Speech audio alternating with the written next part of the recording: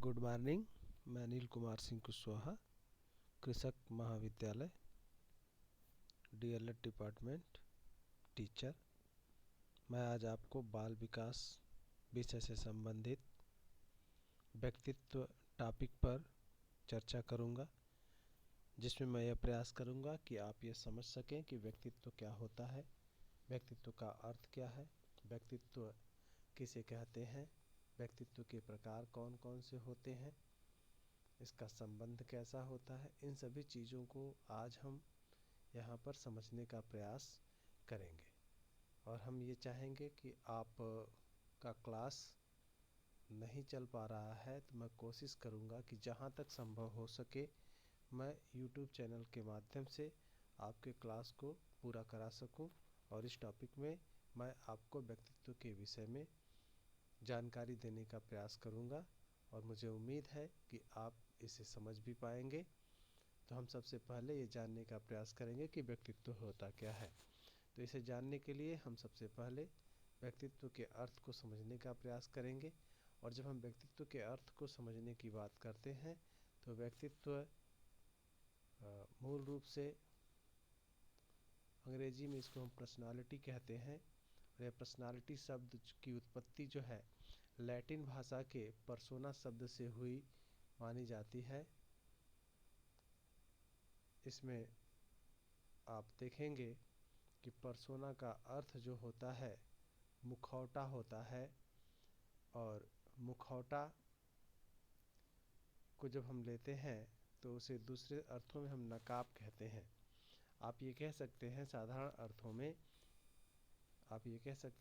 अर्थों में कि जो पर्सनालिटी है वो एक दिखावा होता है, जो बाहरी स्वरूप को हम दिखाने का कार्य करते हैं। तो यह एक दिखावा होता है और इसमें व्यक्तित्व में निम्नलिखित गुण पाए जाते हैं। पहला गुण होता है व्यक्तित्व की प्रकृति संगठनात्मक एवं गत्यात्मक होती है। दूसरा, व्यक्तित्व में मनोशारीरिक दोनों प्रकार के गुण पाए जाते हैं। तीसरा, व्यक्तित्व वातावरण के साथ समायोजन के रूप में अभिलक्षित होता है। और मैं ये चाहूँगा कि आप इन सभी चीज़ों को एक कॉपी और कलम लेकर के नोट करते रहें ताकि आप इसे दोबारा भी पढ़ सकें और खूब आराम से आप इसको वीडियो रोक करके लिखें, नोट करें ताकि आप इसे आगे भी दोबारा पढ़ सकें। इसमें जो है व्यक्तित्व का जो तीसरा पार्ट है, इसमें व्यक्तित्व वातावरण के साथ समायोजन के रूप में अभिलक्षित होता है। इससे स्पष्ट होता है कि शारीरिक गुण जैसे शारीरिक गठन, रंग रूप, वेशभूषा, बातचीत करने का ढंग तथा मनोवैज्ञानिक गुण जैसे ईमानदारी, परोपकारिता, सामाजिकता आदि पाए जाते हैं। इन्हें हम व्यक्तित्व कहते हैं। जब भी हमारे अंदर ये सभी गुण पाए जाते हैं तो इनके सामूहिक रूप को ही हम पर्सनालिटी या व्यक्तित्व के रूप में देखते हैं। व्यक्तित्व से संबंधित कुछ महत्वपूर्ण कथन है। यहाँ हम यूँ कहें कि ये व्यक्तित्व की परिभाषा है तो वुडवर्थ के अनुसार व्यक्तित्व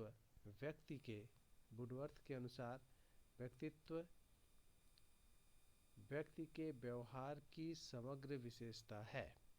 वुडवर्थ ने कहा है कि व्यक्तित्व व्यक्ति के व्यवहार की समग्र विशेषता, यानी व्यक्ति जितने भी प्रकार का कार्य करता है वे सभी कार्य जो कि व्यक्तित्व के अंतर्गत आते हैं जो मनुष्य करता है या दिखाई देता है। आल्पोर्ट महोदय कहते हैं कि व्यक्तित्व व्यक्ति के अंदर मनोशारीरिक गुणों का गत्यात्मक संगठन है जो वातावरण के साथ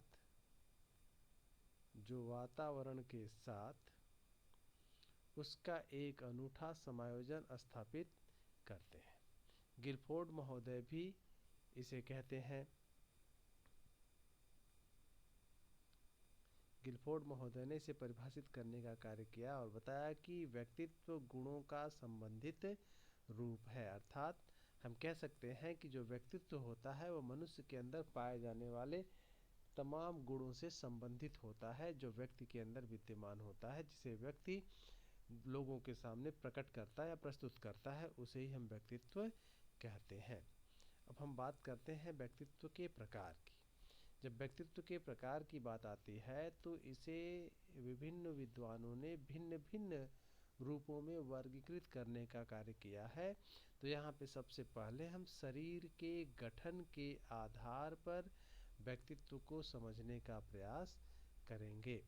और जब शरीर के गठन के आधार पर व्यक्तित्व के प्रयास की बात आती है तो क्रेस्मर महोदय ने व्यक्तित्व का वर्गीकरण किया और उन्होंने बताया कि शरीर के गठन के आधार पर व्यक्तित्व को महत्वपूर्ण 4 भागों में वर्गीकृत किया जा सकता है। उन्होंने बताया कि पहला व्यक्तित्व का जो प्रकार होता है वह लंबकाय होता है, दूसरा सुडोलकाय, तीसरा गोलकाय और चौथा मिश्रितकाय। इस प्रकार से इन्होंने शरीर के गठन के आधार पे 4 प्रकार का व्यक्तित्व बताया। जबकि वहीं इन्होंने बताया कि जो लंबकाय व्यक्तित्व होता है उसके अंतर्गत ऐसे व्यक्ति वाले लोग दुबले पतले, जो लंबकाय व्यक्तित्व वाले व्यक्ति होते हैं वो दुबले पतले होते हैं।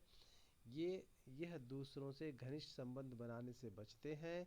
इनका भार लंबाई की अपेक्षा काफ़ी कम होता है तथा वे अपने क्रोध को सीधे सीधे अभिव्यक्त नहीं कर पाते हैं।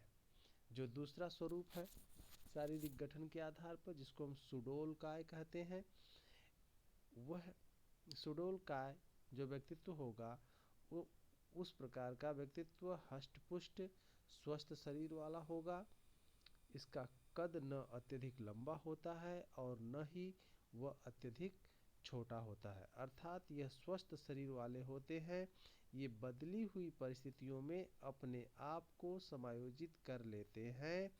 इसी कारण इन्हें सामाजिक प्रतिष्ठा प्राप्त होती है। अर्थात सुडोलकाय प्रकार के जो व्यक्ति होते हैं वह हर परिस्थिति में समायोजित रहते हैं और इन्हें सामाजिक प्रतिष्ठा होती है। तीसरा जो है प्रकार है इसका गोलकाय, यानी जो गोलकाय प्रकार के व्यक्तित्व वाले व्यक्ति होंगे वे नाटे होंगे, मोटे होंगे, उनकी गर्दन छोटी तथा मोटी होती है। ऐसे व्यक्ति खाने पीने का भरपूर आनंद लेते हैं। ये खुश मिजाज व्यक्ति होते हैं, यानी कि ये हमेशा खुश रहने का प्रयास करते हैं और जो इनका जीवन होता है वो सिर्फ खाने पीने पर ही केंद्रित होता है। चौथा व्यक्तित्व जो होता है वह मिश्रित काय है। मिश्रित काय व्यक्तियों के व्यक्तित्व में उपरोक्त तीनों के गुण विद्यमान होते हैं, अर्थात हम कह सकते हैं लंबकाय, सुडोलकाय और गोलकाय, इन तीनों प्रकार के व्यक्तियों का सम्मिश्रण मिश्रकाय व्यक्तित्व होता है। क्योंकि पूर्णतया एक तरह का व्यक्तित्व खोज पाना असंभव होता है, अतः कम और अधिक सभी प्रकार के व्यक्तित्व के गुण एक दूसरे में शामिल पाए जाते हैं। इसलिए यह कहा जा सकता है कि मिश्रित काय प्रकार के व्यक्तित्व धरती पर अधिक देखने के लिए मिलते हैं। एक विद्वान है, मनोवैज्ञानिक है सेल्डन। सेल्डन ने भी अपने अनुसार व्यक्तित्व का वर्गीकरण किया है और उन्होंने व्यक्तित्व का वर्गीकरण 3 रूपों में किया है। उन्होंने पहला व्यक्तित्व लंबाकार, दूसरा आयताकार और तीसरा गोलाकार, अर्थात इन्होंने 3 प्रकार के व्यक्तित्व का वर्णन किया है, लंबाकार, आयताकार और गोलाकार। इसके बाद आपने युंग का नाम सुना होगा। युंग महोदय भी एक मनोवैज्ञानिक है। इन्होंने भी व्यक्तित्व का वर्गीकरण किया है और इन्होंने व्यक्तित्व के वर्गीकरण को सर्वप्रथम 2 भागों में विभाजित करने का कार्य किया था। इन्होंने व्यक्तित्व को 2 भागों में विभाजित करने का कार्य किया था। इनका पहला भाग था अंतर्मुखी, दूसरा था बहिर्मुखी। परंतु बाद में इन्होंने पाया कि कोई भी व्यक्ति पूर्णतया अंतर्मुखी नहीं होता और ना ही कोई व्यक्ति पूर्णतया बहिर्मुखी हो सकता है।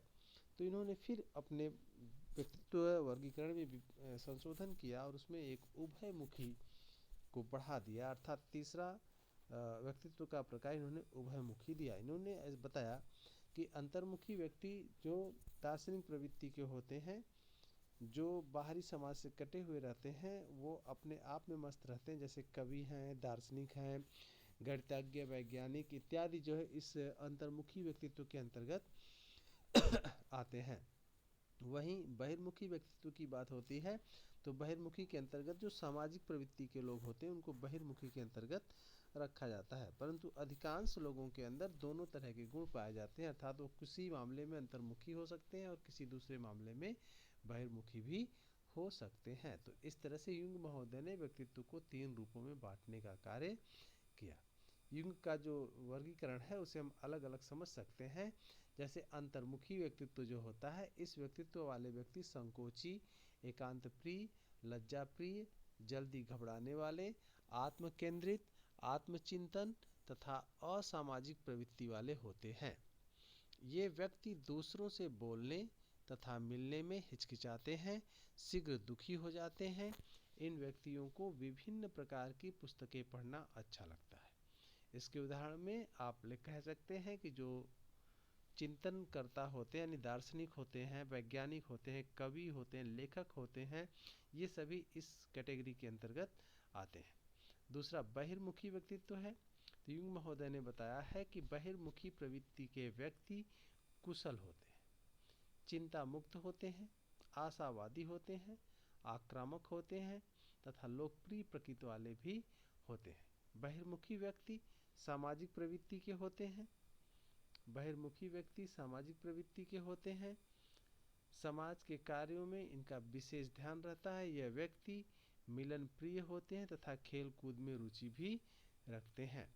तीसरी कैटेगरी जो होती है वो उभयमुखी की है। उभयमुखी इस प्रकार के व्यक्तियों में अंतर्मुखी तथा बहिर्मुखी दोनों प्रकार के गुण जो है पाए जाते हैं। मूल्यों, यहाँ पे हम एक दूसरा लेते हैं, मूल्यों की दृष्टिकोण से व्यक्तित्व का वर्गीकरण। जब हम मूल्यों के दृष्टिकोण से व्यक्ति का वर्गीकरण करते हैं तो यहाँ पर स्प्रेंगर महोदय काफ़ी महत्वपूर्ण है।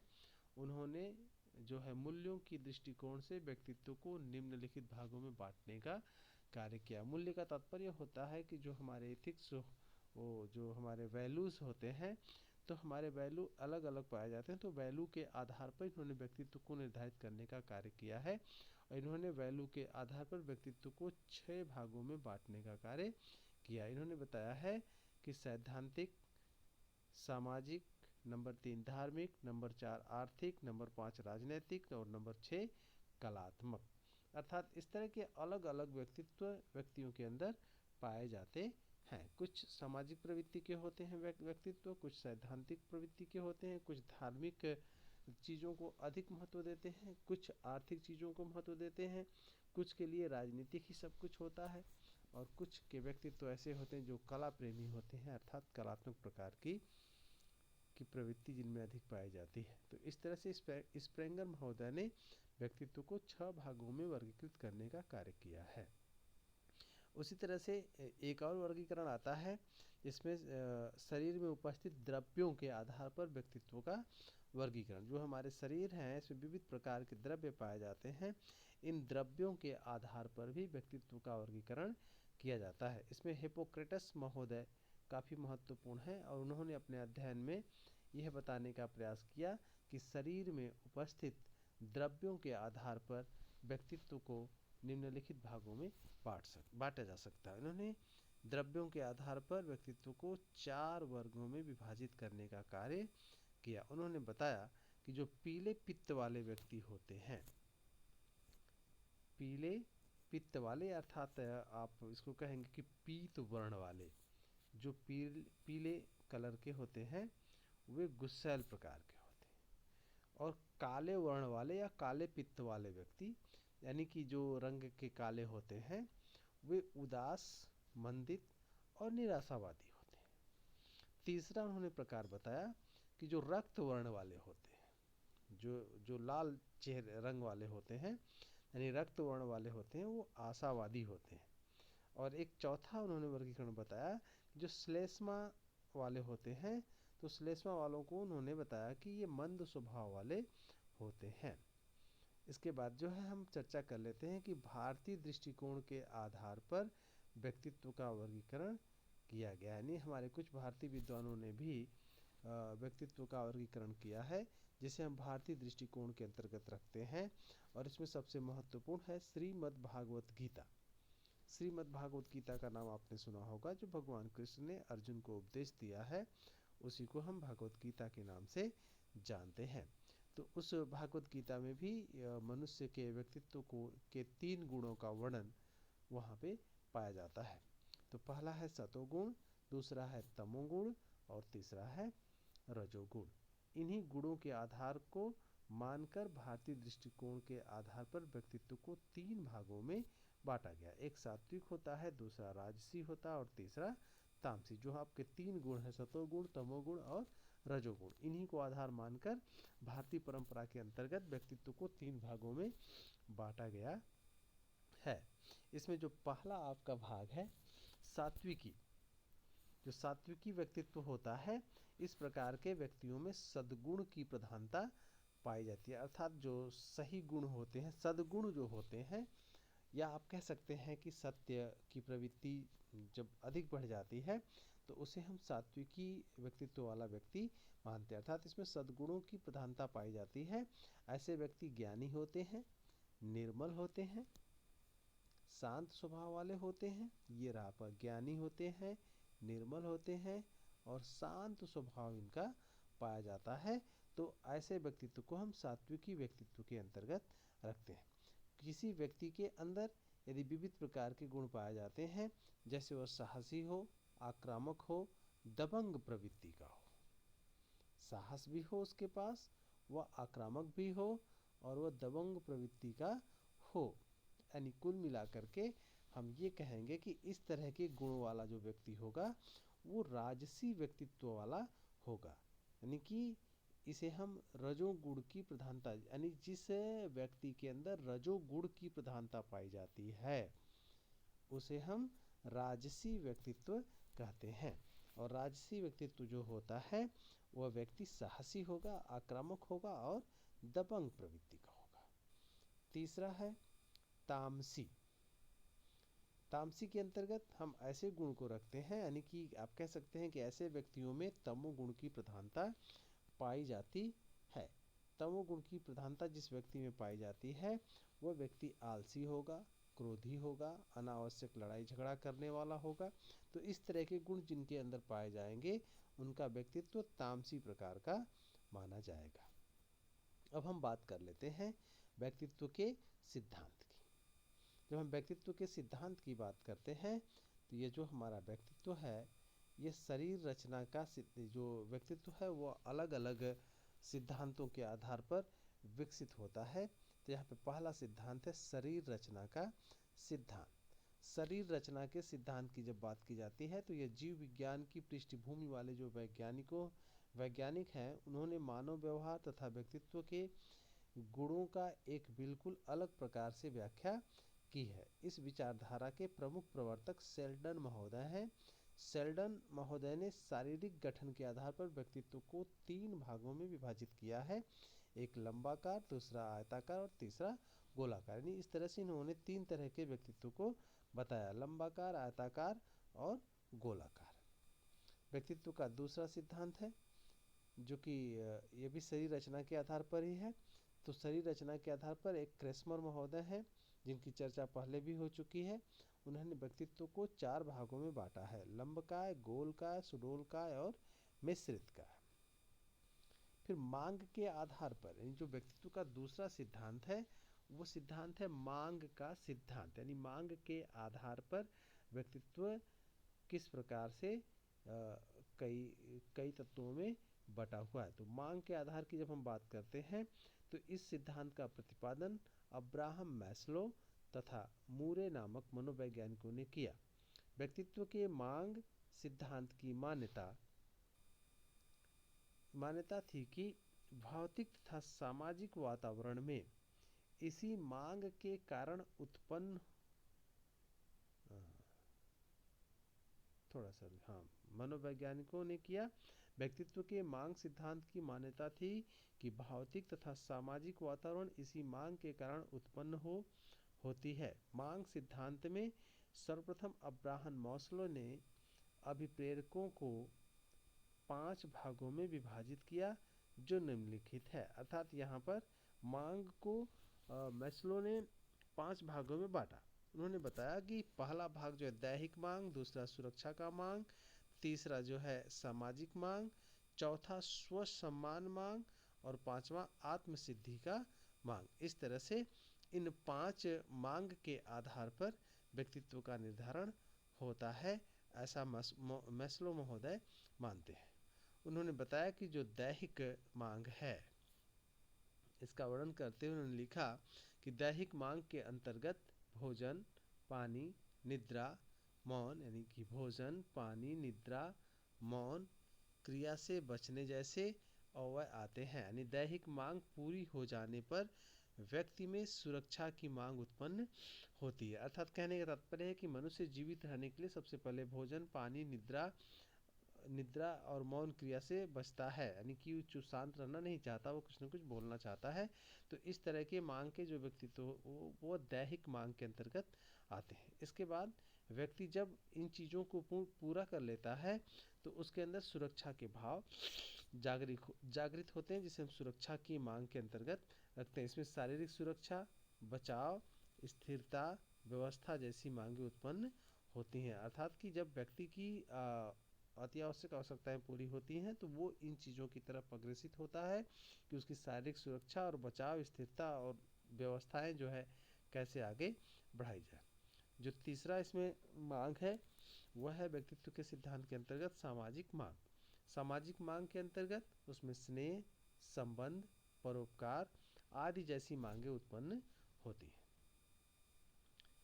चौथा है डी, स्व सम्मान मांग। इसके अंतर्गत आत्मसम्मान, यानी कि जब मनुष्य अपनी आवश्यक आवश्यकताएं जो कि दैहिक था उसको पूरा कर लेता है तो सुरक्षा के विषय में चिंतित होता है और सुरक्षा की मांग करता है।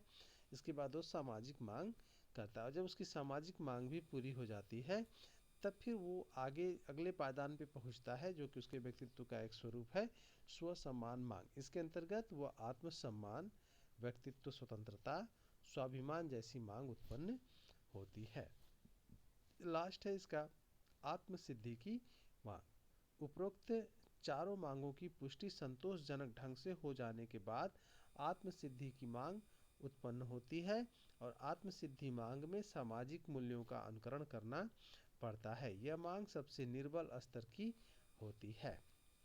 अब हम बात कर लेते हैं व्यक्तित्व के सिद्धांत में सील गुणों का सिद्धांत, क्योंकि व्यक्तित्व का निर्धारण सील गुणों से माना गया है और यह आल्पोर्ट महोदय जी मानते हैं कि जो सील गुण होते हैं यही सील गुण हमारे व्यक्तित्व को निर्धारित करने का कार्य करते हैं। तो आल्पोर्ट महोदय ने बताया ने सील गुण सिद्धांत का प्रतिपादन किया। सील गुण के सिद्धांत का प्रतिपादन आल्पोर्ट तथा कैटल नामक 2 मनोवैज्ञानिकों ने किया।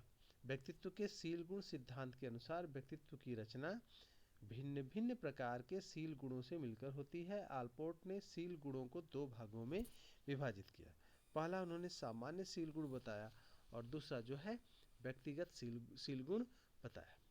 इनके अनुसार जो है व्यक्तिगत सील गुणों को आल्पोर्ट महोदय ने पुनः 3 भागों में विभाजित करने का कार्य किया। उसमें उन्होंने बताया कि प्रथम जो है प्रमुख प्रवृत्तिशील गुण और दूसरा जो है केंद्रित प्रवृत्तिशील गुण और तीसरा गौणशील गुण, यानी कि व्यक्तिगत सील गुण को उन्होंने 3 भागों में विभाजित किया।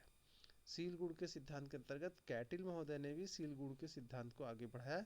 उन्होंने बताया कि उन्होंने 4 भागों में सील गुण को बांटा। पहला सामान्य सील गुण, दूसरा विशिष्ट सील गुण, तीसरा स्रोत सील गुण और चौथा सतही सील गुण का उल्लेख उन्होंने किया है। सील गुण मापन के लिए विशेष प्रकार की प्रश्नावली तैयार की गई जिसे 16 व्यक्तित्व कारक प्रश्नावली कहा गया। इसके बाद एक और अन्य सिद्धांत है जिसे हम मनोविश्लेषणात्मक सिद्धांत के नाम से जानते हैं। ये मनोविश्लेषणात्मक सिद्धांत भी व्यक्तित्व को निर्धारित करने का कार्य करता है, ऐसा मनोविश्लेषणवादी मानते हैं। मनोविश्लेषणात्मक सिद्धांत का प्रतिपादन फ्रायड महोदय ने किया था। मनोविश्लेषणात्मक सिद्धांत के आधार पर फ्रायड महोदय ने 2 मुख्य प्रत्यय बताया, एक अचेतनता, दूसरा इदम अहम परा अहम। अचेतनता हम व्याख्या करते हैं, अचेतनता किसे कहते हैं? तो इसमें अचेतन मन में असामाजिक, अनैतिक तथा दबी हुई इच्छाएं होती हैं, क्योंकि असामाजिक तथा अनैतिक इच्छाओं की पूर्ति दैनिक जीवन में संभव नहीं होती। इसलिए यह इच्छाएं चेतन मन से हटकर अचेतन मन में एकत्रित हो जाती हैं। इदम, दूसरा है आपका इदम।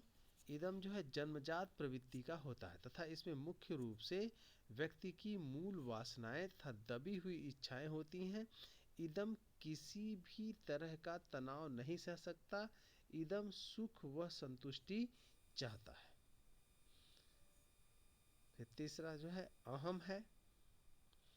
अहम का संबंध वास्तविकता से है। यह व्यक्ति को वास्तविक परिस्थितियों के साथ तालमेल बिठाने के लिए प्रेरित करता है। और अंतिम है पराअहम। पराअहम का संबंध सामाजिक मान्यताओं, संस्कारों तथा आदर्शों से है। यह व्यक्ति को सामाजिक व राष्ट्रीय हित में त्याग तथा बलिदान के लिए प्रेरित करता है। इस तरह यह आपका व्यक्तित्व संबंधी चैप्टर समाप्त हुआ। आप सभी को हमारी शुभकामनाएं, ताकि आप लोग मेहनत करें, पढ़ें और आगे बढ़ने का कार्य करें। मैं ये भी चाहूँगा कि आप कम से कम एक लाइक और एक सब्सक्राइब ज़रूर करें, ताकि आप हमारी आने वाली अगली वीडियो भी आप तक आसानी से पहुंच सके। क्योंकि जब आप सब्सक्राइब करेंगे तभी आपको बेल नोटिफिकेशन पहुंचेगा, जिससे आपको यह ज्ञात हो जाएगा कि नहीं हमने कोई नई वीडियो भेजी है। आपका बहुत बहुत धन्यवाद। आप आखिरी तक बने और आपने इस शिक्षण कार्य में अपना पूरा सहयोग दिया। आप सभी को बहुत बहुत धन्यवाद।